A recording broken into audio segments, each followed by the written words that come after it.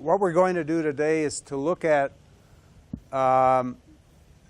see, the wonderful thing about measuring is that you can recover history and you can look at how things have been changing over time, and you can make an assessment about whether things are getting better, things are getting worse, and which is otherwise very difficult if you're relying on impressions, particularly when you're looking at something as complex as the policy sets that we've been examining. So what I'm going to show you today is, first of all, I'm going to review very quickly the index, so that, because I can't imagine that it's as familiar to you as it is to me. So I'm just going to take 2 minutes to refresh your memory about the contents of the index, and then we're going to talk about this historical evidence about whether things are getting better and in what way they're getting better over time. So, you know, I'm not sure you can see this, but there is a secret sauce involved in the creation of this index, and the major components of it are, first of all, we took an open source view of the creation of the index, so we didn't copyright it. We gave generously copyright to people around the world, but also we've relied on a wide variety of people in building it, and most recently the people who have been helpful, Detmar Düring from the Friedrich Naumann Stiftung in Germany has been helping us around the world. Andrei Illarionov and Ian Vasquez from the Cato Institute. Andrei Illarionov giving us the benefit of his experience in the transformational economies of the former Soviet Union, and Ian Vasquez providing us with inspiration and work on the Human Freedom Index. So we are very lucky to have these participants, and this is just a few of the more recent people who've been helping us out. Now, so our project starting back in 1984, first of all, we wanted to understand and measure economic freedom and how it interfaced with political freedom and so on.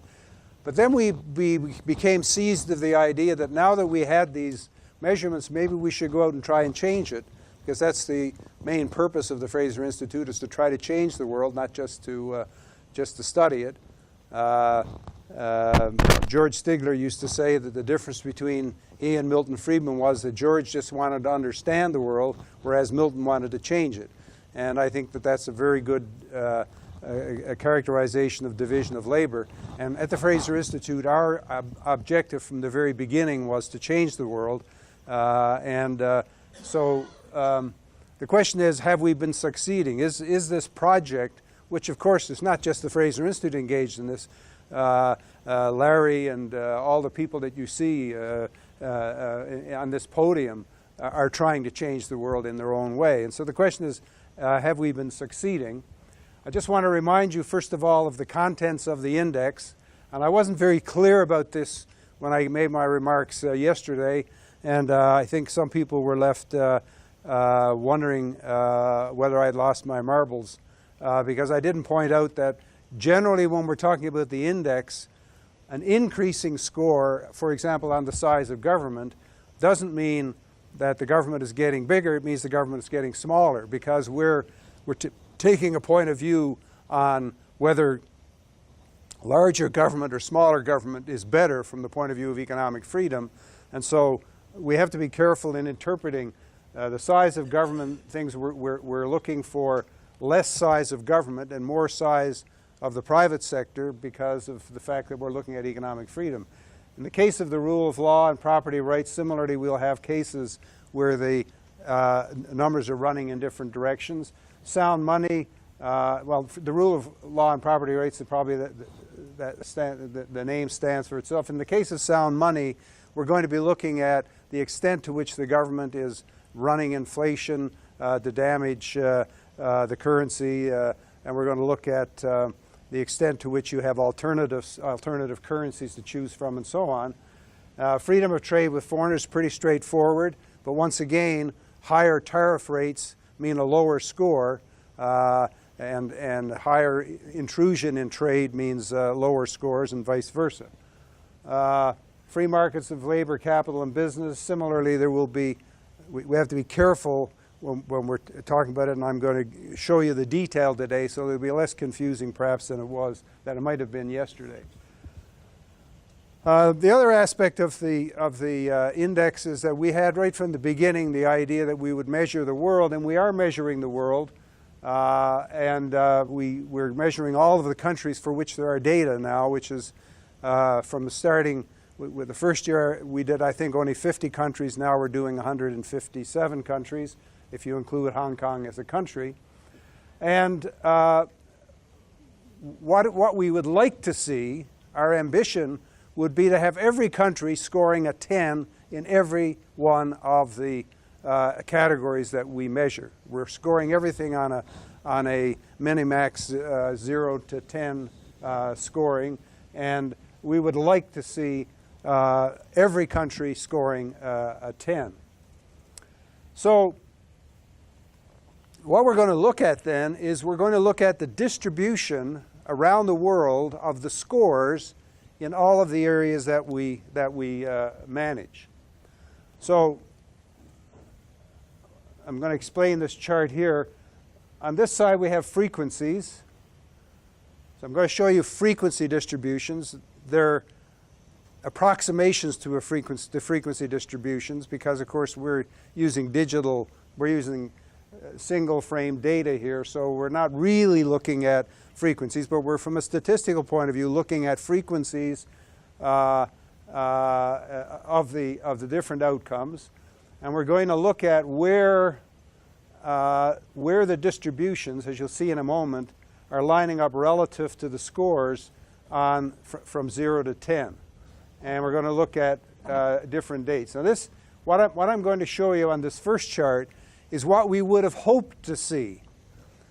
And when we were starting out our project, looking at the world, which was in pretty rough shape when in the first year, 1970, this is what we hoped to see in the evolution. So starting from a position where we had a lot of different, you see, what we're seeing here is that this is saying that 10% of the countries are scoring down here. There are some countries that are scoring just above 0. There are some countries scoring less than. Sorry? It was like the Soviet Union there and all Eastern European. Well, we weren't measuring the Soviet Union, but this is just this is not an actual data yet. What I'm explaining now is how you should interpret the charts once you see them. Okay, so pretend that we had this distribution, and you can see that. So what is this kind of a distribution telling you when you see it later on? Well, it's telling you that basically the policy outcomes in the world are all over the map, right? There's some countries think it's great to be down here, about 10%, and about 10% think it's great to be up here, and a very tiny fraction of them think it's good to be up around 10 in whatever it is we're looking at. So this would be a kind of anything goes, no coherence in the world in terms of people having a clear view of where they want to be, and not much. Oops! Oh, there oops! Not much progress in getting everybody up towards 10. So this is a little more coherence. A little more coherence in this. You know what I mean by coherence? That you have, a shotgun scatter, it has no coherence, and then gradually you get coherence around what is emerging here to be a kind of, see, there's a mode now. You can see a mode in this data, so that there is the most frequent outcome is pretty clear. Now it's less clear, but there's fewer. We're getting fewer people down in this end, fewer countries down in this end of the chart. So we're getting some sort of improvement. Now we got a definite mode emerged there. In fact, it's almost a bimodal distribution. where we have a lot of countries, more than 20% of countries in this area here, and now we're starting to get a mode up here. Now you can see real coherence emerging, right? So in this chart, in this line rather, you see we have almost no countries are below 5. In fact, there are no countries below 5. And we have 30%, a definite mode here at where 30% of countries are scoring clearly above 5, and then another mode up here. Now, this one is showing the same basic pattern, but it's moved up. So we're getting an improvement in the mean, and at the same time a reduction in the amount of variance amongst countries in what people believe to be a good score. And finally, we have a score here, or a picture here where you have real coherence, you have a relatively narrow distribution, and most importantly, all of this kind of policy from just above 5 down to 0 has been eliminated. You see does everybody get what I'm driving at here? It's pretty simple, but it's amazing how many people after I show these charts, they say, but what about, and I realized they didn't understand what I was trying to tell them. So I once, when I was very early the reason why I'm being so careful here is when I was first came out with a freshly minted PhD, and I went to the central bank when I was 23 years old. I had some debts, so I took on teaching a statistics course out at the university. And there was a 13-week course, 2 hours per week. And during the third class, a person put their hand up and then stood up in class and said, "This is the biggest pile of," you can guess what, "that I've ever seen." And so what transpired is that they had all sat there for 2.5 weeks. They were graduate engineers. They were trying to do a master's degree in engineering, and it was assumed in taking the course that they had calculus and linear algebra. So I was doing all of the stuff that you would expect if people have calculus and linear algebra. Well, of course, they'd all forgotten their calculus and linear algebra, and so they sat there for 4 and 5 hours, two courses and a half of the lesson, without understanding what I was talking about. So I realized then that you should never assume things, and doesn't mean I think you're stupid or anything, but I don't want to find out halfway through that I haven't laid the groundwork properly for you to see what I'm doing. Okay, so now we're going to take that approach and look at what has happened to global agreement. Now, what we're looking at here is the actual choices that all of the countries for which we had measurements over time, what the choices that people are actually making in the whole world about the size of government. And you have to appreciate that this is the first time that we've been able to do this, because until we did this exercise, nobody was looking at it in the way that we are looking at it. And so the actual world in our first measurement did have a very varied, almost like static from a radio transmitter, right? I mean, it's no coherence that you can see. So that was 1970. 1975, I just want to remind you, this was a period when the leftists in most of the countries of the world really had gotten a grip on government. When I say leftists, I mean people who really thought that the world could be improved by bigger government. So you had, this is just before Mrs. Thatcher takes over Britain, for example. It's just before Ronald Reagan takes over in the United States, and it's when the Eastern Europe was in the grip of dedicated Marxists still, and so on. So the world at that moment was really coherent around a very bad idea. Michael? Yes? Is the size of government measured by expenditure? Beg your pardon? Is the size of government measured by expenditure? Okay. Now, good. See, now that's it. Ask lots of questions. What are we looking at here? We're looking at, when I showed you there were 5 components in the economic freedom of the world. What you're looking at here is the sum of the size of government expenditure, the size of government investment, tax rates that are imposed by government, things that we're going to go back and review when we look at the case of Israel. In other words, this is the scores that were achieved by the countries around the world using the looking glass of the economic freedom of the world analysis.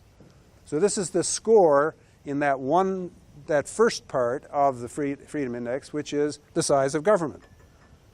Okay, so it's an amalgam of all of the things that we are concerned about in looking at the size of government. So what's on the vertical axis? Vertical axis is frequencies. So this is frequencies. This is what this says here. Which this dot here says is that about 16. This is actually this is not. It should say percent, but I'm just doing. It printed out as an actual frequency. So 16. This is 16% of the countries were scoring here. 12% of the countries were scoring here. We had 10% scoring there and 4% scoring between 8.5 and 9.5. What year is that? These are, each line is a year. So this is for 1975. This is for that's 1975. I guess the coloration, that's a beg your pardon. This is, the first one is for 1970. Okay, so this is the year 1970. We measured all these countries around the world. Well, at that point, about 57 countries, and we wanted to find out, 75 countries we had in the first year. And what I'm doing is I'm plotting the scores, the frequencies of countries who scored in 1970, scored at these different levels. You got it, Bob? So we're just taking the 75 countries and plotting them out and then connecting up the dots. Yeah? You got it? Everybody got it? Anybody? Now, so if you don't ask a question, every question is better than the last one. What? Sorry? Just said crystal clear. Good. Okay, good. So here's now 1975. As I said, 75 was not a good year for the world. 1980 was even a worse year because this is now right before things started to happen. This is just after Mrs. Thatcher has produced her first budget in 1979, and Alan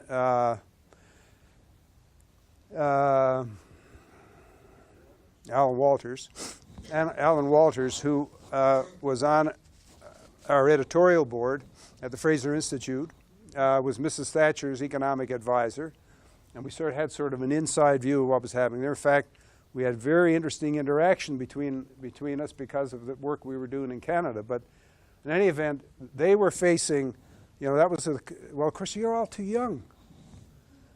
You see, I'm saying, you'll remember that, but of course you won't remember it. But the world then was very different. Then we had the whole of Britain shut down with a miners' strike, for example, coal miners' strike. You had demonstrations. You had in Canada we had in the FRASER Institute in 1978 we had a firebomb put in our elevator and sent up to our floor, and it blew out in our space. People were there was a lot of contention about ideas, and the people who were losing out, trade unionists and the representatives in Canada of the Soviet Union. We had representatives of Canada and the Soviet Union who were publishing newspapers, or were doing all kinds of things trying to foment the communist revolution in Canada. And one of the things when the Fraser Institute came on the scene in 1974, we immediately attracted the attention of people who were very upset with what we were doing. And so death threats and things of the kind that, I look back on it now, it's kind of like surreal, but that's the way it was. The world was very much, well, you know something about it in this part of the world, because in this part of the world you still have pitched battles, you still have about different things, but you know, but in those days the war was about ideas. It was about whose ideas were going to be followed by the government. So now you can't really see that one very well, but now you can see. We can see now the coherence is breaking down once again, and we're getting more scores moving this way. And now we got, by comparison with, I mean, it's very interesting to compare the 1980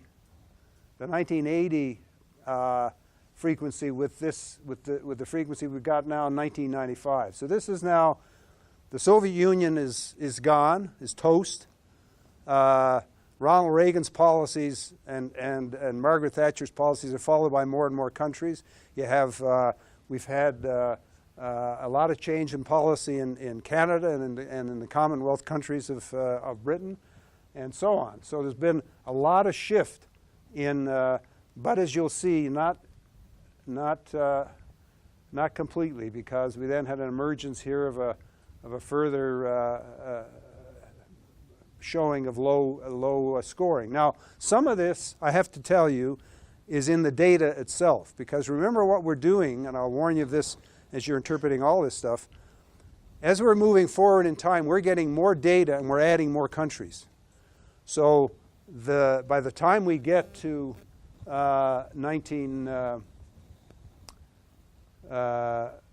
2000 rather, we have got a lot more countries in the index. And so we're bringing in the former Soviet Union countries, which are now countries rather than simply members of the Soviet Union, and we're bringing in a lot more of the Asian countries and so on. So we're getting more and more countries, and to some extent what we're seeing is the addition of those countries, particularly in the issue of the variance.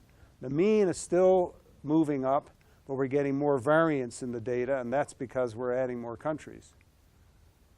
Now there's another, and then the last one. So this is now 2000 and 2013. So have we made any progress? How would you interpret that? Well, graphically, I'm going to show you the mean and standard deviation of these distributions in a moment, but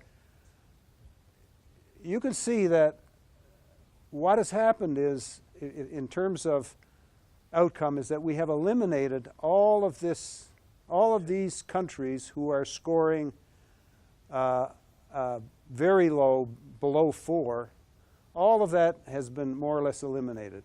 And we're now getting we're getting edges of the distribution moving up into very much higher scores as we end the period. This only goes to 2013. I have to update it now. The next chart will be 2015, because of course this is the data is lagging. Yes? When you did this, why did you just use one component of the index? Why didn't you do it for the whole index? Why did I do it for the whole index? This is just one component of the index. Yeah, well, now I'm going to show you. Be patient. We got to go through because what is the curiosity? The curiosity is, okay, how successful have we been at changing the paradigm? How successful have we been at infiltrating the treasuries and the central banks? And so they're different parts of government. And so we're going to look at the 5 areas, and you're going to be very surprised. Well, not surprised, but you're going to get. In part what we're doing is we're seeing where our challenges are and how we're going to improve the future. You know, when we look at it when I look at it in this way, I can see that we have still got a big challenge facing us in terms of getting more people to realize that government solutions are often not not improving the circumstance. That was a wonderful talk we had this morning. Is Larry still here? Not? Oh, yeah, there he is. That was a fantastic talk that Larry gave this morning in getting us to address the fact that if you really are trying to improve the world, improve the situation, particularly of lower income people in the world, you have to be very careful in the use of those big blunt tools. And what this tells us is we've got a lot of work to do, because the modal score here is like 5, it's 5.5 out of 10. Now we have made a lot of progress. We can be satisfied that we've eliminated a lot of wonkiness, a lot of stupidity, which used to be taken as good policy. But we got a lot more work to do. And so we'll move now to look at for those of you who are more numerate rather than graphical in your interpretation of things, here what we see is the mean and the coefficient of variation, the mean and the coefficient of variation of the data. What is the coefficient? Coefficient of variation is the ratio of the standard deviation to the mean. Okay. So what we're trying to get at is what the mean is showing you is where did the mode move, or where did the most usual practice move on that scale? Did it move down to 5 or and we have now here's where I have to explain the issue about a lot of this going down was we were adding more countries, and so add more and more countries, and so when a lot of the new countries came in, they actually reduced the mean, and then we got some. You might say we made no progress at all, because here's the mean and we're just above it, and the mean is just above that. But in the process of that period, a lot of dramatic things happened in the world. We got the breakup of the Soviet Union. We got the emergence of China out of the woods, and a lot of things happened. But this is very encouraging, is that we have a reduction in the amount of variance, because what the reduction in variance is telling you is that there is there's two things. It tells you two things. One is it tells you that the world, there is an emerging consensus around the world. Now, if you look at this, I don't know if you all had a chance to read my essay that I sent to Bob, which was just notes for, it wasn't an essay, it was notes for a debate that I was in Canada last year, and looking at why measurement has been important to the ascent of man. And one of the things that is in there is the importance of measurement when it comes to the management of risk, of uncertainty rather, the transformation of uncertainty into risk. And so one way to interpret this data is to say that the amount of risk, policy risk in the world has declined in the case of the size of government. That's another way to interpret this and say we are in the same way that before people had insurance for going across the oceans, we couldn't do a lot of international trade. Well, this is telling you that if you're trying to diversify your investments, as Alan told us in the first meeting, around the world, you have less risk now around the world in putting your money in different countries because of the effect that government might have on your money. So that's one of the ways of interpreting. Another way of interpreting is to say that fewer people in the world are being subjected to uncertainty about the behavior of their government. Okay, so now this next one is looking at property rights and the rule of law. And you can see we had, remembering that the first group of countries were mostly Western, mostly industrialized countries, we had a certain coherence, but we had some straggling, a lot of variability. Let's face it, we had a lot of variability. And then that coherence went away, and then that coherence went away even further. And then not much changed, and then not much changed. And then we had some coherence, but it was around a very low number. And once again, remember, we're adding countries here all the time. And so now we have a lot of coherence, but look at how low the score is. So what this has told us, and we're going to see this when we come to compare Israel with other countries momentarily, you're going to see that this turns out to be a very important problem for the world. And my colleagues and I, in talking about, well, why is it that we're having such low scores in such an important area of economics? Why is it that the countries of the world don't have respect for property? Why is there not, better court systems? Why can't people get their cases settled reasonably quickly and accurately, and so on? Why is the rule of law and property rights, why do we have such a problem? One of the suggestions that has emerged is that that law emerges out of myth, it emerges out of history, it emerges out of culture, and that what we're seeing here is the fact that we haven't yet developed around the world because, that low score. Well, let's look at it in the mean. See, we've had some reduction in the variation, but the mean score we've had very, very little effect. And so this is a big problem. This is probably the biggest problem. Yes. Yeah. So you have a standard, right? Because you're benchmarking. You're the benchmark here. Like you're evaluating everybody against your standard.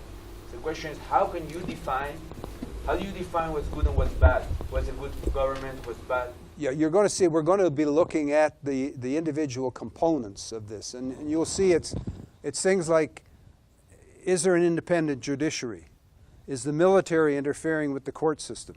Is that kind of, we're trying to measure very, very specific things. And you might say we're using a standard, but I think when you look at the things that we're measuring in this law, the rule of law and property, you're going to say, yeah, that seems kind of reasonable that you should be concerned about that. I mean, if the military is arbitrarily interfering with the court system, or if when you go to court it turns out that the judge is the brother-in-law of the guy that you're having your case against, those kinds of things I think are kind of common sense things. But we are making choices about using those things, but they're the things that people worry about. Okay, so we'll get to that momentarily. But just to say that we really haven't done a great job here. We got a reduction in variance, but it's around such a low. We have coherence. In other words, if you had to describe the world with regard to the rule of law and property rights at this moment in time, you'd have to say there is huge agreement around the world about very poor standard of property rights. And that's not a good place to be. Now, I call this chart here the triumph of Milton Friedman, and I was able, before Milton died, we had a meeting at Monterey of a group called the Alamos Alliance, which is a group built around Alito Harberger and sort of the Chicago boys, and I was able to show Milton this chart, or the first parts of it, and right up to here, and he was fascinated. He hadn't really thought that the index could be put to this kind of a use, but really, what this chart shows is the triumph of Milton Friedman, because by 2010, and because of something that Don Brash actually introduced, Don Brash was the governor of the central bank in New Zealand, And he got the government, when he took that job, he got the government to agree to an inflation target as the way in which the government should, the way in which the bank would run its monetary policy. And you know, we really have gotten rid of most of there are a few bad apples here, but there's a huge agreement around the world now about how to conduct monetary policy. And as compared to what we just saw in the case of property rights, and as compared to what we will see in the area of trade, this is a technical area. This is technical. Yes? You speak about how consensus how to conduct monetary policy. Yeah. To me, it sounds like the consensus around sound money. But Yeah. how to conduct monetary policy is a different problem. Well, no, what I'm saying, what of course we're measuring here is sound money. We're measuring 4 variables. We're measuring the inflation rate, the standard deviation of inflation rates, the rate of creation of money, and whether or not you can hold a foreign bank account. And that turns out to have been a very crucial distinction between countries, because if you can hold a foreign bank account, you can escape the bad currency at home very easily. And so this is, in fact, a chart of sound money. But I was saying that the reason why I think we've achieved sound money is because of the widespread adoption of the very simple rule of keeping the inflation rate, or changing your monetary policy to keep the inflation rate in a 0 to 2% bound, which is what Don Brash got the government of New Zealand to agree to. And I remember we had Rose and Milton loved Chinese food, and one of Milton's Chinese admirers gave him a lalique. Does everybody know what lalique is? A lalique table. This is a crystal table, round table, which had which rotated, and so she loved to have people in to. We would get the Chinese food just down in the Chinatown, which was just down the hill on Taylor Street where they lived, and I remember the evening that Don Brash came to San Francisco and told us what he had been able to do. And Milton was, of course, he was quite ecstatic to hear that had been accomplished. And here we can see the result of it.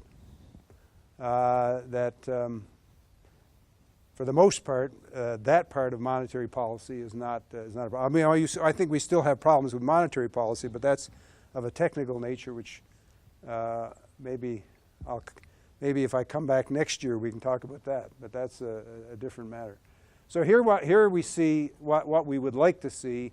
We have this big increase in the mean score, and just a reversal of the kind of variance behavior we had until this rule got adopted more widely, and countries got their monetary policy under control. So you can actually see here that I'll say like 1995, like some economic consensus was adopted. Yeah, that's it. At this very specific point in time. Yeah. But this was the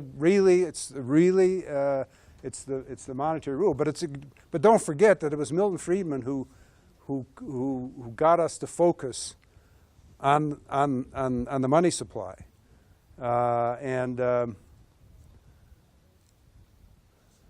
So now we look at the agreement about trade with foreigners as distinct from domestic trade.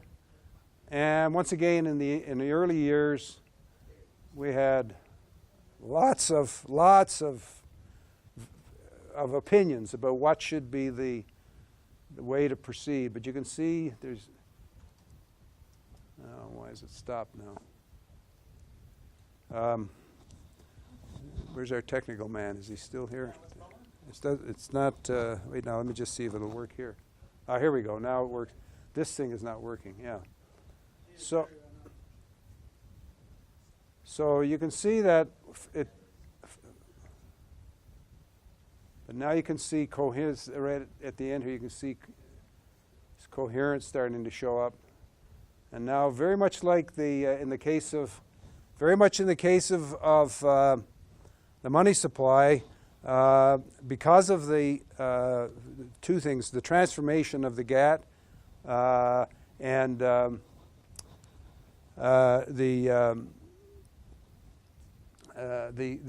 increasing amount of regional trade agreements, which then resulted in negotiated agreements, global negotiated agreements, which were more and more coherent, and in reducing tariffs, at broadening trade. And when people say to me, we have a problem with trade around the world, and some people do say this. In fact, I'm going to be chairing a session next spring, and the intent of the people is to focus on how bad things have gotten with regard to trade, and it's simply not the case. I mean, we have had enormous success in the same way we have with the money supply and monetary policy. We've had enormous success at getting better trade policy, and you can see once again here the reduction in variance and the increase in the mean value of not much change since the 2000s, but continuing reduction in variance. So now we turn to the final section. We have three different when it comes to regulation. We have regulation of labor markets, regulation of capital markets, and regulation of general business. And here we're looking at I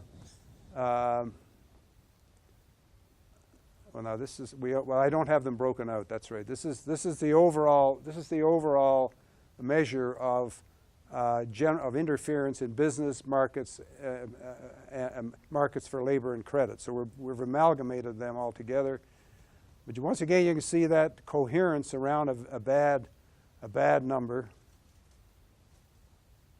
and then gradually sort of a breaking out and an improvement in the mean. And so, once again, when you're looking for your progress, this is what you're looking at. You're looking at the elimination of all of this, and the emergence of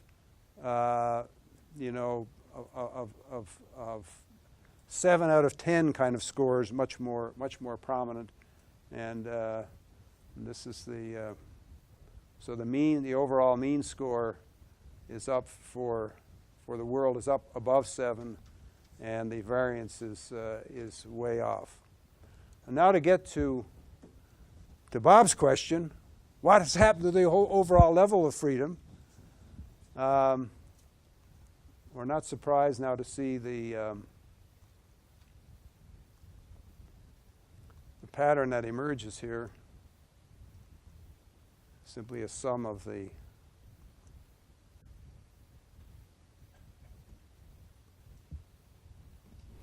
Can I ask a question? Yes. Could you explain? I'm not sure that I understand the fluctuation height-wise, the numbers on the left, what those are indicating. This is the frequency. So this is 40% of countries scored in this area. What does that mean? 40% of where we're scoring every country from 0 to 10. So we're hoping for 10.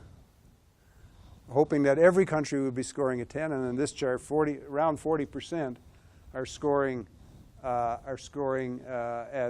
7. And then, in 2013, right, compared to what we were doing back here. And the reason that only 40% would want an overall free market is, you think, a lack of knowledge of what its benefits are, or why isn't it not at 10 out of 10? Well, because we have. I mean, you saw the numbers for the money supply or sound money. In sound money, pretty well we've eliminated the the countries making the choice to have bad monetary policy. We haven't been able yet to persuade everybody that in their country people would be better off if they had better respect for the rule of law and private property. We haven't, we just haven't got there yet. Oh no, it's not. And I'm going to come to today when we're getting into our discussion. Somebody remarked the other day. Well, I think it was where is she sitting? Yeah, the lady here with the stripe. You asked the question. Well, maybe people want to have a bigger government, and it turns out that there seems to be a trade-off between the size of government and the rule of law. That if you're going to have protection of property and persons and a good legal system and all that kind of thing, it has to be paid for. And so you do tend to find those kinds of, the rule of law tends to be better in countries that have, with some exception, that have a slightly larger government sector. And so maybe there is a trade-off between, maybe there is a choice that people are making to consciously say, well, we are going to have a slightly higher average tax rate. We're going to have more government expenditure, but we're going to use it for good purposes. So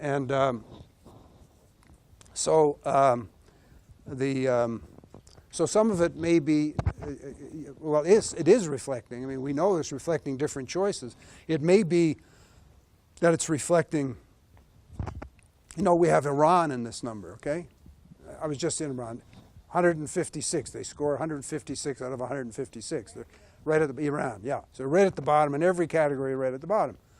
So now, why is that? Well, it's I think because they haven't given any thought to the notion that people have rights. Huh? No, but that's changing. I mean, well, they didn't. I was able to go in and come out without getting thrown in a dungeon, and I told them that. Look at the people leaving your country. I started by saying Iran has got a problem. You're going out of business. If you look at the demographics chart in Iran, the population growth, the fertility rate is 1.7. So in Iran, yeah, overall fertility rate, they've had a big carving out of their population who left and are leaving. I talked about all my Iranian friends. I said, it's good for us. Iranians are building all kinds of great things in Vancouver and in Los Angeles. So much so in Los Angeles they call it Turangeles now. So that discussion is now starting in Iran. I mean, the very fact that the Vice President for Economic Affairs would asked me to come over after we did an audit. We did an audit of Iran. And I was surprised to see that they allowed it to be published in the newspapers and everything. Because, of course, while allegedly we were with a private sector group, the Chamber of Commerce, the fact is that 80% of everything is owned by the government. So they are starting to have a discussion focused around this index and about where they rank. I think they're frankly embarrassed to find out that they're 156 out of 156.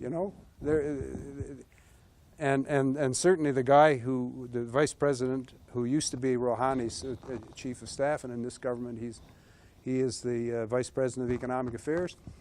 I gave him full barrels. I said, Mr. Vice President, the world has taken off their sanctions, and guess what we've discovered? We've discovered you've got your own sanctions that are even more powerful against your own people than were put on by the foreigners. And he got it. So I don't know. These things, I mean, I hope I'm doing the right thing. I have a feeling that, other countries where we've worked, the more economic freedom people get, the more emboldened they are. If you're not working for the government's not writing you a check, then you have more power than if the government is writing you a check. If you can move your money outside the country, you got better, all of the things that we want them to do will make it more possible for people to say the kinds of things to make their country better. But now let's carry on and look at we're looking at now this is just to drive home that point about the, see here is the size of government, and this is area 1 and this is area 2, the size of government and property rights and the rule of law. And you see you compare these two areas now for the whole world in the most recent year with sound money, with trade regulation, and with regulation overall. And you can see that in the technical areas we've done pretty well. But in the two areas that are more reflective of traditions and all those other things, we haven't done as well. And maybe we never will. Maybe when I come back to this seminar in 20 years' time and show you the charts again, wouldn't that be great, Bob, if I could? If both of us were here and I could come back in 20 years' time and show the latest data? Not likely. But the point is, we don't know this is new ground. We don't know what to expect or what's possible, you see. Somebody have a question? Question, yes? Go ahead. Yes? No, Am I running out of time? No, not at all. I have a question, actually. Yeah. I think like the index you're taking are the same from 1970 as today, or they basically the same kind of measurement. Well, we're getting better measurements. They're more precise as we go forward in time. We're getting more data because what happened when we first started this, the World Bank wasn't doing their surveys that they're now doing. They're doing business surveys. Other people, the World Economic Forum wasn't doing their surveys. So we had in the first instance to rely on data, and I think partly because we did this, they pushed people to think about doing more measurements along these lines, and there are now more and more measurements being done all the time. You know? But what about if the government along the years became much more sophisticated? And so what was relevant to measure as a policy in 1970 is not really relevant anymore. I don't know, I lived through the 1980s and it seemed like it was much worse, but in a way I think there is much less freedom in the world today than there was in 1980. Why? Because of Big Brother, because of privacy. There is I do not feel in everyday life that we are more free than we were in 1980. So the question is it maybe, the government is getting smarter, and yes, they have sound money and a little bit like, was mentioned, okay, so we kept the inflation down, but they have other policies around that may not be measured right now and that are also a barrier to freedom. Yeah, that's certainly possible, but don't forget what we're doing. We're looking at literally now the whole world, 95% of the world's population, and I'm going to show you a chart in a moment which looks at the level of freedom in the whole world, and you'll see that we have doubled the amount of freedom in the world, doubled it, because you're forgetting that 1.3 billion people, when we started this, had virtually no freedom. And then the Soviet Union, and even in India. India was a Sovietized kind of economy and society, and so a large percentage of the world's population was really living under Big Brother. I mean, they were, when I tell the story about the 1984 story, when I was in Ukraine and I told the story, I suddenly realized, well, they actually knew what Big Brother was all about because they lived with it, and they're still to some extent living with it, And so there's been a great retraction of that. Now, your point about our loss of privacy because of the way in which we voluntarily give information about ourselves through our phones and switching on our location services, those things are all true.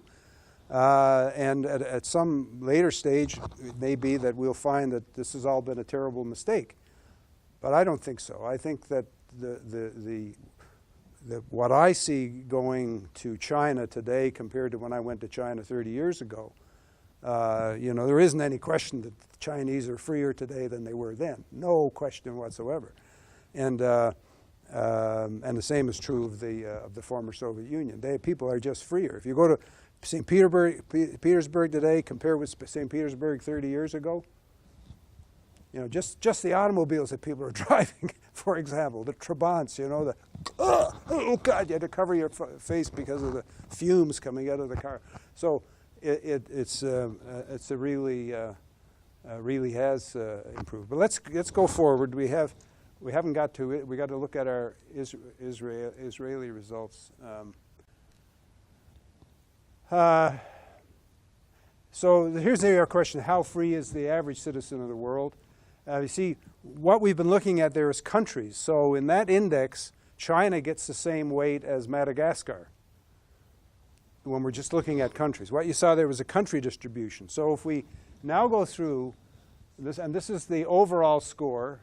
This is the overall score in the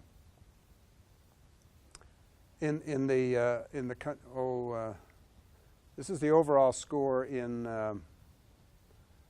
the world as it was in 2013, and this is population weighted. So back here, we were, you can see the effect of adding, when you weight by population, the scores we have. It was a pretty dreary place in the world in 1970 compared to what it is today. And so the green one is the country scores.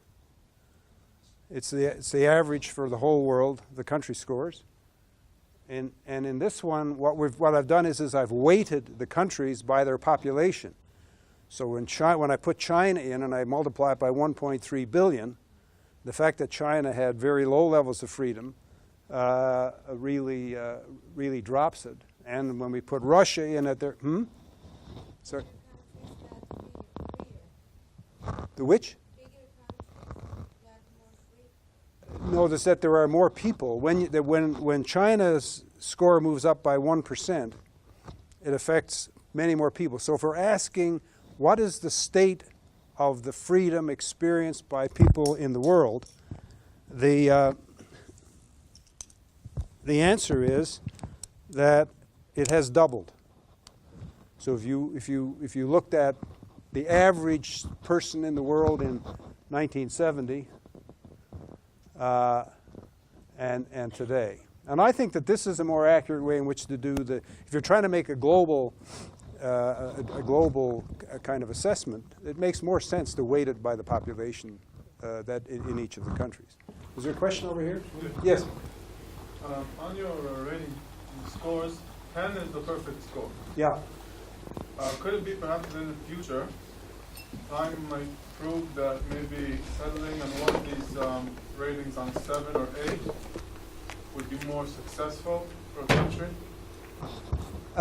It's a very good question. Now, so the question is, are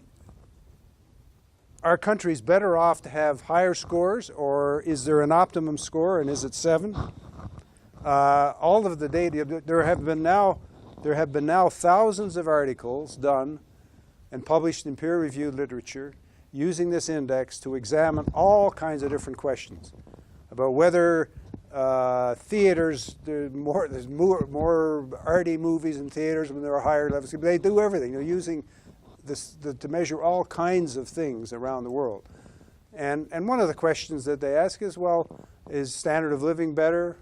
And I showed you charts yesterday showing that people's own evaluation of their life satisfaction, as done by the Lonely Planet survey or something, or some kind of group that does that, and that's the one that everybody uses when they're talking about life satisfaction. And life satisfaction is higher the higher the level of economic freedom. So that doesn't mean that we won't find, in some, when we have enough data and enough experience and everything, that maybe that mode which is developed and that high mean score for monetary policy, maybe we won't find that. Maybe we'll never find that for overall economic freedom. Maybe you're right. Maybe people will choose. I can't say. I hope it isn't. I obviously hope that we'll get everybody with low tariffs and all of the things that we're going to look at now for Israel. How much time have I got left, by the way? Half an hour. Oh, good. Yes? As far as I remember from your talk yesterday, the score is relative, but it's a scale between the countries. So this actually not means that, like in an absolute perspective, that anything is going better. It just means that the bigger countries are going up in the scale. So, I mean, how do I know that actually there is an absolute improvement and not that just the bigger countries are going better than the smaller countries? Because this is how I understand this graph. The bigger country, well, if the bigger countries are doing better in this particular thing here, that would show up, right? Because we're weighting the countries by their populations. So that's exactly what you want to do. But the relative scoring, you're right that we're using a minimax scoring, so we're relating it to the time and place when we make the measurement. So as we go through time, we recalibrate the minimax and we do it, and the countries get rated relative to that year's score. Is that what you're getting at, or are you getting at something different? If you're saying that blue line, that if China has a big increase, that it's going to raise the line, that's absolutely correct, because there are more people in China. Yeah, it doesn't mean necessarily that China is doing better relative to themselves. It just means that they are doing better relative to other countries. Oh yes, well this is all a relative, but the only way we can do is this. Remember, I remember Leon Lowe's phrase. He said, "It's the habits of successful countries." So what we're doing here is if we did these measurements, and then we found that the higher your score, the more crime you had. The higher your score, the less life satisfaction you had. The higher your score, the less income you had, and all those things. Well, we wouldn't be talking about it, right? The reason why we're talking about it is because when we did the measurements, we found that those countries who had what we call higher level of economic freedom, gosh, they had a higher level of other good things that people want to have. So it is relative, but we're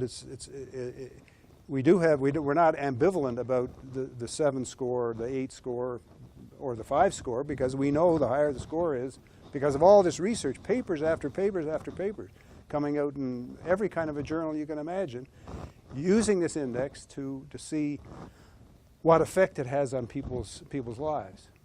And you know, it is true that as we all get towards 10, that the variance will go down and the precision of the whole thing will change. But that'll be a good thing.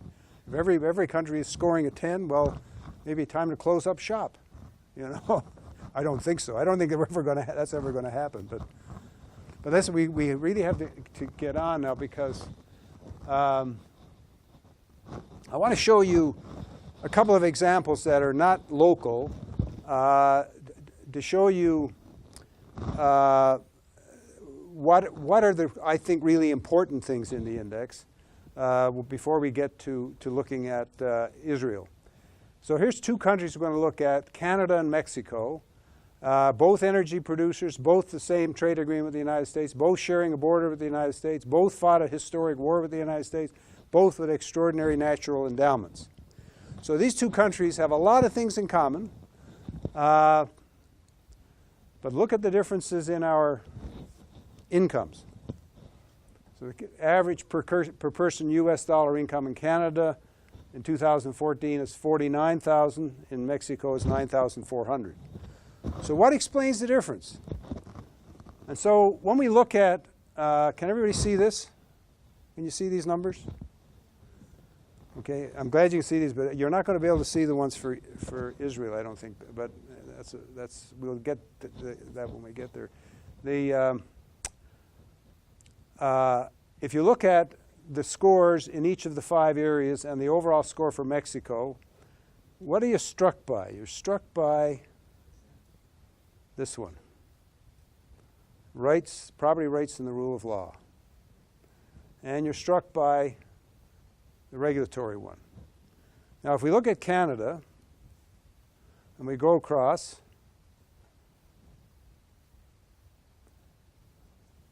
you're struck by this one, the size of government.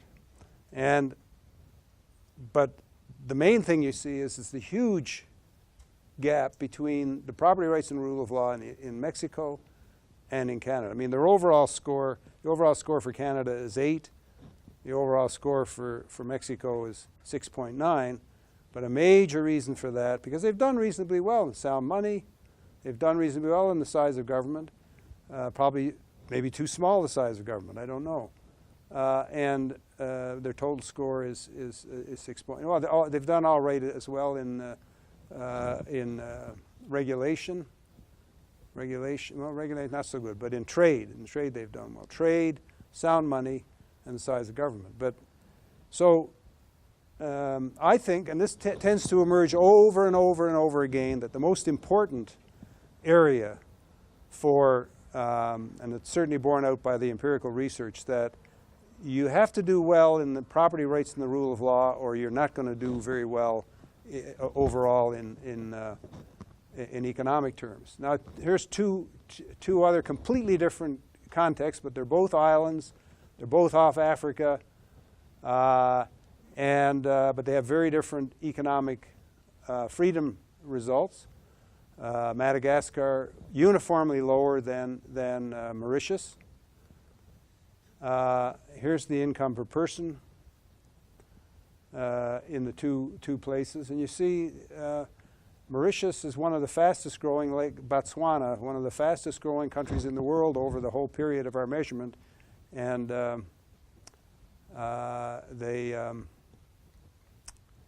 let's look at the scores. See, once again, I mean, they have regulatory and trade barrier issues as well, but look at the property rights one for Madagascar, and then so the score in property rights for Mauritius is twice the score for Madagascar. Now, Mauritius does better overall. It's got a score of 8. It was in the top 10 recently, and maybe this year, I can't remember, for overall performance. So now when we come to, so this is, we'll get on here, we don't have enough time. Okay, well this is Ukraine. I did the same thing when I was in Ukraine. I compared Ukraine and Hungary, and once again, you see that rule of law for Hungary much better, and the overall score for Hungary is much better than in the Ukraine. And I was trying to encourage them by pointing out the income differentials between the two countries. Unfortunately, we don't have data. This goes back before the Soviet Union days. So, but it's possible, I guess, that their incomes back here were more or less the same. But so now, how does Israel do? So what we have here is Israel's rankings in the most recent year. And can you see these numbers? No? Well, yeah, if we could close the light off now, that would be great. I mean, if we could turn off this light here. Is that going to be too dark? Is there a chap? No, we're going to treat you like mushrooms. Okay. Can you can't turn it off? Okay, well, I guess we're not going to see these. I guess we're not going to see those. Well, you can see these numbers here, I guess. Can you see these numbers here so you can get a sense of, this is where Israel ranks in each of the different areas that we examine. So I'll read the numbers to you. I can't. So in the size of government, Israel ranks 85th overall. In the labor regulations, you rank, beg your pardon? Out of 156. This isn't the most recent year, so we have 156 countries. So it's 80. You're 85th out of 100. So basically, you're halfway down the scale. But I'm going to show you in a minute how you relate to specific countries. If you're going to be able to see the data, maybe not. Maybe we're going to have a shorter session than we anticipated, because it's so the other, as I say, 117th here for labor regulations. Rule of law is reasonably good, 41. Sound money, 39, although we're going to see some issues in the perceived issues in the rule of law area that you may want to do something about. Trade openness. I mean, you know, these are respecting the overall score of your overall position of being 38th in the world. So you're definitely in the top group, but there's real opportunity for improvement in regulation, and certainly in size of government, and in labor regulations. But I'll remind you once again that you get a 0 for because of conscription. And I talked with a number of you yesterday, and you said that, yeah, you think that 0 should be in there because the government needs to be encouraged to change its attitude about military things. That's for you to say, not for me, I guess. As I told you, Milton Friedman definitely thought Israel was a special case and it shouldn't be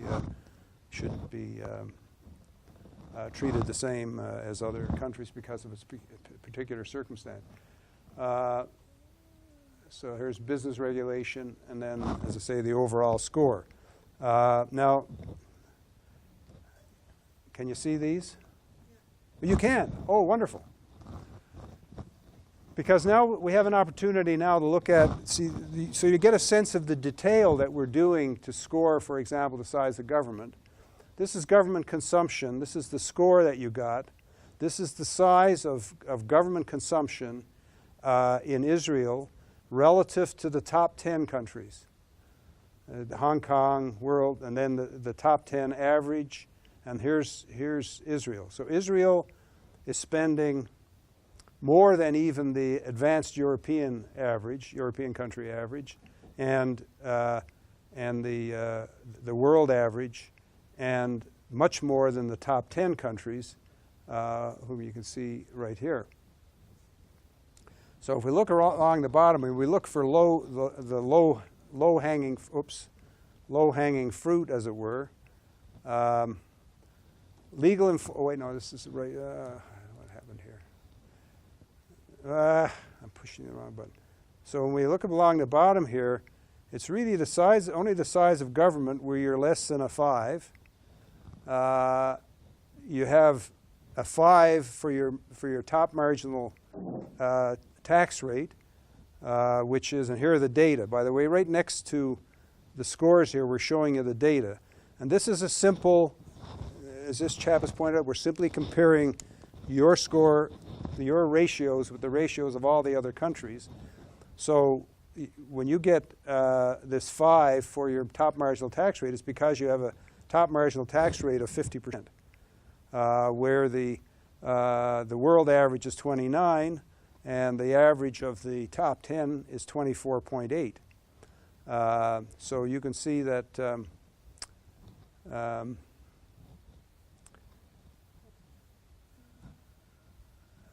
I don't know if there's anything else here that so your tax rates need some attention, and the level of government expenditure.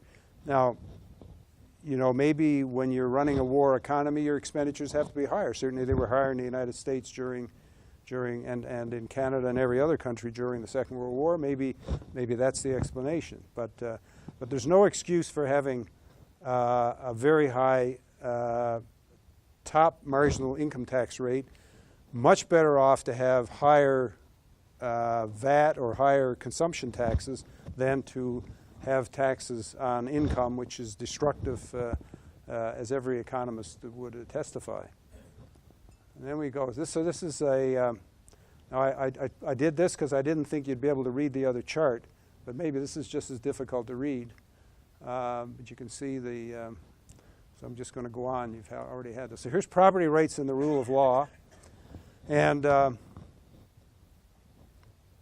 So when we look at the overall score, 6.1, it's not all that great for, as we saw when we looked at the chart, at the bar chart. And when we look at the reasons for it, we're looking for low scores here. Military interference in the rule of law and politics. The Now these, I must warn you that many of these scores are coming from surveys. They're coming from the World Economic Forum, or they're coming from other people who survey people in the country and ask them a series of questions. And so, it's possible that but it's done uniformly across all the countries. So it's possible that people in Israel, because these would be based on surveys in Israel, are more sensitive to the role of the military than they should be, or whatever. I don't know, but the legal enforcement of contracts is evidently very, very poor. And this is based actually on World Bank stuff. All of this is not, I should have, some of this is World Bank stuff. This is where they actually go through the process of clearing a debt in your country and find that your score is very low. And that's really problematic for somebody running a business. When somebody who owes you money can sort of put you off, then you in effect can't recover your property, and it's really not a good situation. And some of these, the gender disparity adjustment, well, you have that's a very small adjustment. We now in our index, we have an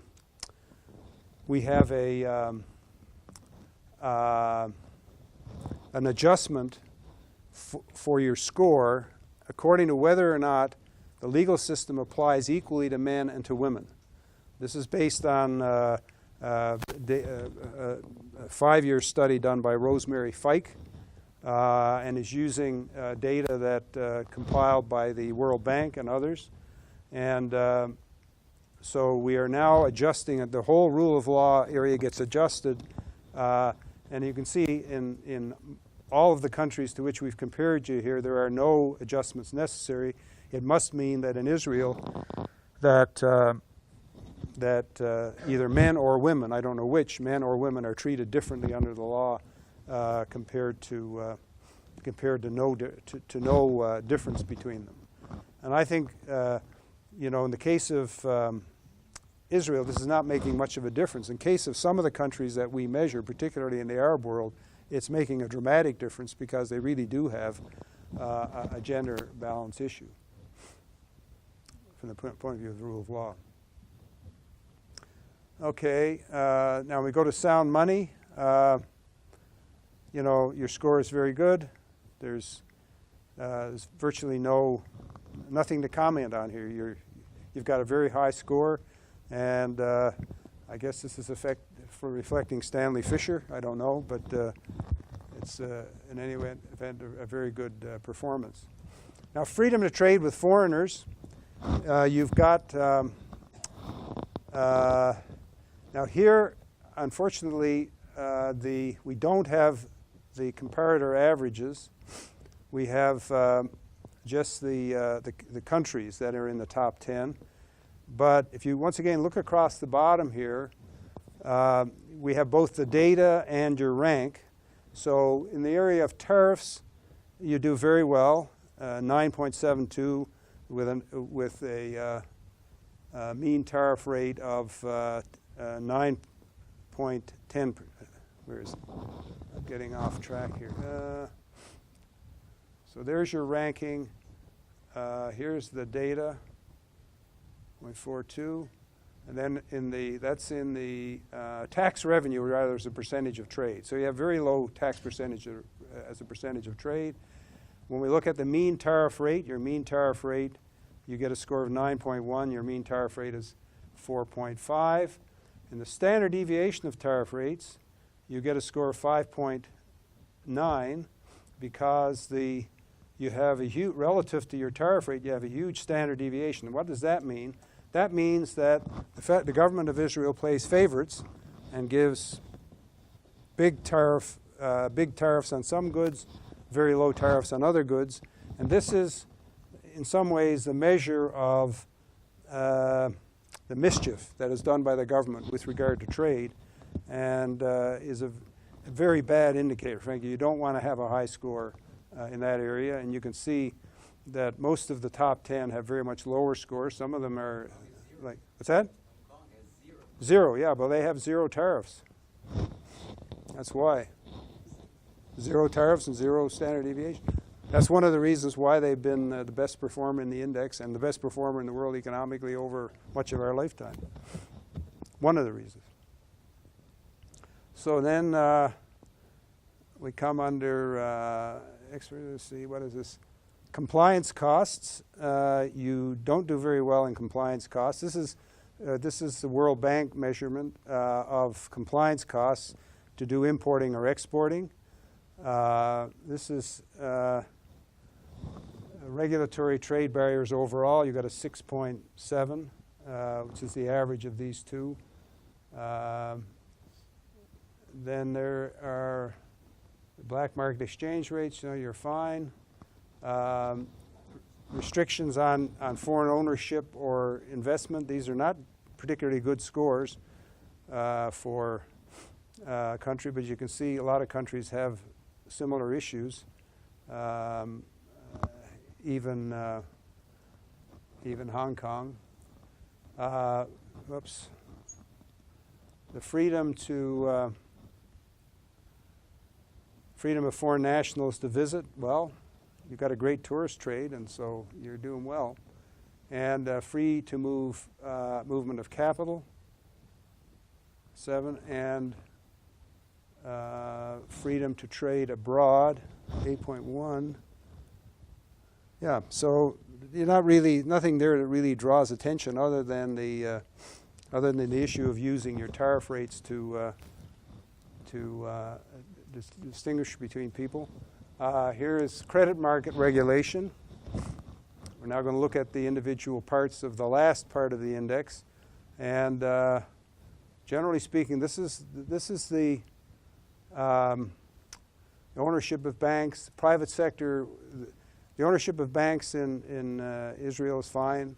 The extent to which the private sector is generating and using credit is lower than some of the countries, but in general is pretty good. You have no interest rate controls, and so you're getting, in general terms, a pretty good ranking. Now you can see that while this, in general terms, you're doing pretty well, as Alan pointed out, maybe you have particular features of your capital market issues of policy that are causing problems. Now we can go to labor market regulation, and labor market regulation is where you really have a problem. As we saw, you're 117th in the world, and so when we look at the particular reasons, the hiring and firing regulations, you do relatively badly. In the cost of dismissal, you do absolutely miserably, and you get a 0 for conscription. Now, I don't know that you can do anything about that.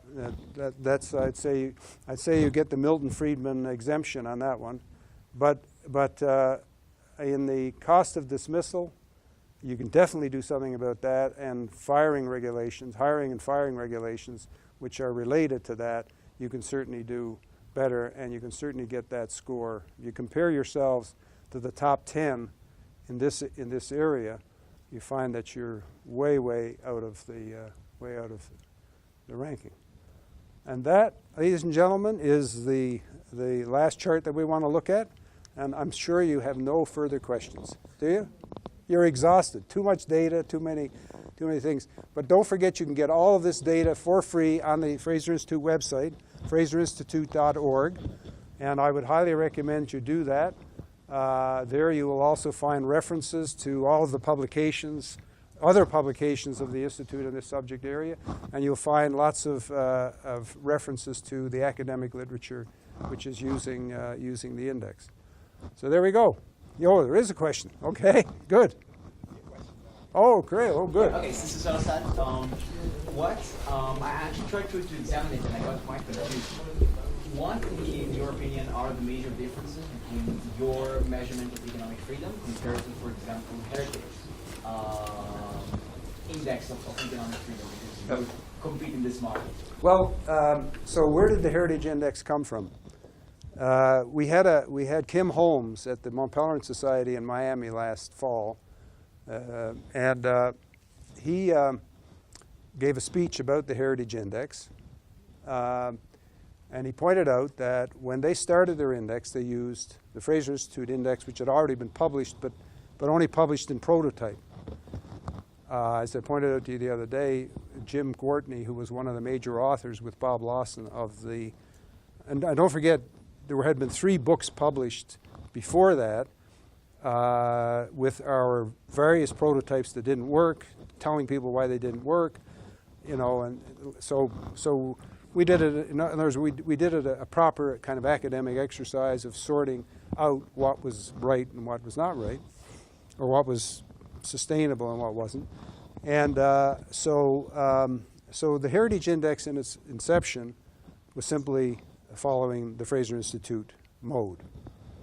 Now, the big difference between them and us, because they had used our index to produce their first one, they didn't publish the data that backed it up because it would then have been obvious where they got it. And I don't, I'm telling you this as a matter of, I'm glad they did it. I think there should be 25 economic freedom indexes. You see, but it's important for you to know. So the difference between our index and theirs is that if, for example, as a fellow who was a USAID worker in Egypt wrote a memo back to head office and said, the U.S. legislation says that I have to look at the Heritage Index in order to decide whether Egypt is deserving of USAID help, and they failed. But when I look at the Heritage Index, I have no idea how to tell them what to do to improve their score. Whereas I use this Fraser Institute Index, I can see all the areas because all of the sources are there, all of the ways they use the measure. And then, you know, because they don't publish how they do the rankings, all kinds of stories came out and about how they were changing the data to get more money for donations and all that kind of. Yeah, there were stories in the newspapers and all. Whether they're accurate or inaccurate, I don't know. But I'm just telling you that if you don't come up clean in the front with your data, there are 2 things going to happen. One is academics are going to want to use the other one. They're going to use ours, and they overwhelmingly do use ours. And countries don't have any sort of way to know. Well, how should I, you know, I mean, and so that's basically the difference. So you say that because of the not open about how they get the data, you can't tell what's the actual difference in how they measure it. Well, I don't know how they measure. Yeah, I don't, since they don't. You know, our methodology is laid out in great detail in every volume of the study. So you, and the reason why we did that in the first year, we used to weight the data. We weighted it with principal components analysis using vector rotation or matrix rotation to get, you know, to get the variance out of the data and all that kind of stuff. And we decided that that was a mistake for the reason that people couldn't tell in getting the final number. They couldn't tell how we got the final number unless they were real good at matrix rotation. Well, okay, so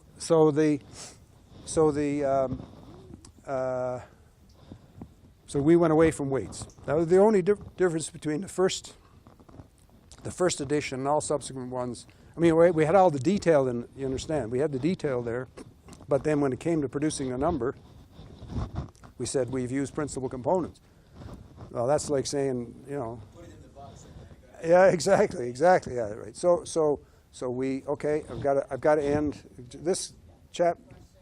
This last question, okay. I want to hear what you thought about the Legatum Institute index. It measures prosperity and it measures some other things, not just economic freedom, but education and.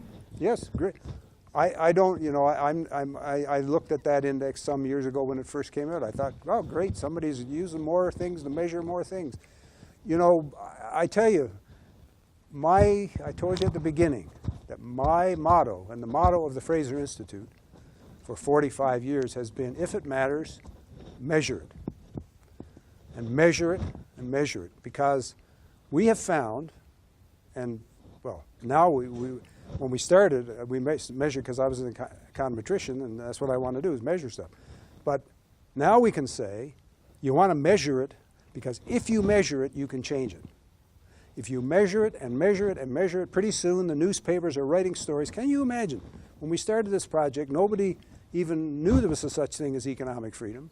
And now there are regularly thousands and thousands of articles published in all kinds of journals and all kinds of newspapers across the world. When we put this thing out, big things about the ranking of the country in rule of law and all that kind of thing.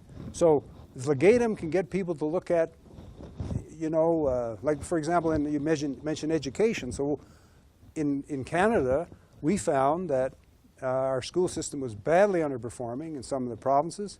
So now we report the marks that are gained by the students in every single school in 4 of our largest provinces, because they're the only ones who publish any data. If 10 published data, we would have 10, but we have 4 because we have 4 sets of data. And it has completely changed the debate. It's changed property values. It's changed property values in the cities, because the cities where the schools are good, parts of the school, people pay more for the houses.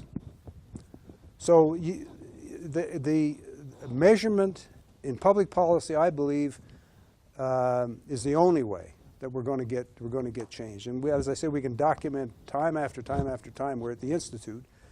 We moved Canada from being one of the sluggards, one of the left-wing. I'm going to put that's not a good term. Left-wing, right-wing are bad ways to characterize people. The guy who did the most successful remake of policy in the world was Roger Douglas. He was a 20-year Labour member of Parliament from the lowest income constituency in New Zealand. And he finally said, there's got to be a better way. I've been trying this for 20 years and things are getting worse and worse and worse. And he came up with a program that made Mrs. Thatcher look like a piker.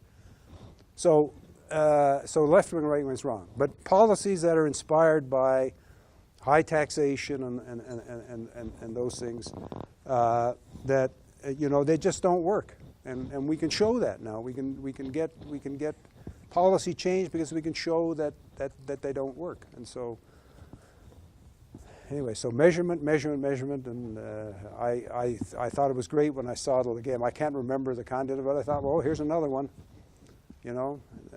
So not just us doing it, in other words. Okay, we can't have any more questions. Thank you very much for the opportunity to come. It's really great.